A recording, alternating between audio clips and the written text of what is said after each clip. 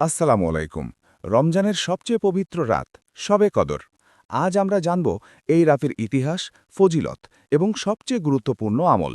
আপনার সাথে থাকুন শেষ পর্যন্ত। শবে কদরের ইতিহাস। শবে কদর, যা ইসলামিক ক্যালেন্ডারের রমজান মাসের শেষ 10 দিনের মধ্যে কোনো এক রাত, বিশেষভাবে উল্লেখযোগ্য। ইসলামে এটি নাইট অফ পাওয়ার বা নিশ্চিত শক্তি ও বরকতের রাত হিসেবে পরিচিত। এই রাতের ইতিহাস কুরআনের অবতরণের সাথে সম্পর্কিত।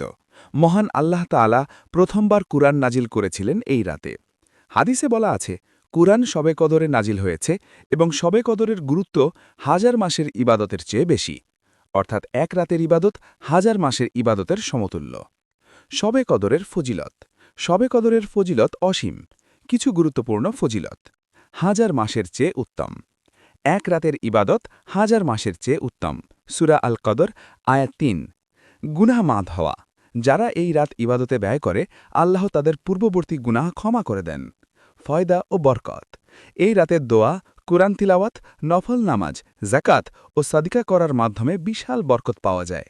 শবে কদরের রাত একেবারেই রহমত, যা আল্লাহর বিশেষ দয়া। শবে কদরের আমল। শবে কদরের আমল সহজ হলেও অত্যন্ত গুরুত্বপূর্ণ। যেভাবে পালন করতে হয়: নফল নামাজ, তাহাজ্জুদ। রাতে অনেকগুলো রাকাত নফল নামাজ পড়া, বিশেষ করে কোরআন তিলামতের সঙ্গে। দোয়া ও জিকের। আল্লাহর কাছে ক্ষমা প্রার্থনা করা, দোয়া করা, যেমন আল্লাহুম্মা ইন্নাকা আফুহুন তুহিব্বুল আফওয়া ফাআফু আন্নি। অর্থ, হে আল্লাহ, তুমি ক্ষমাশীল এবং ক্ষমাপ্রিয়, আমাকে ক্ষমা করো। কুরআন তিলাওয়াত। এই রাতে কুরআন পড়ার বরকত অসীম।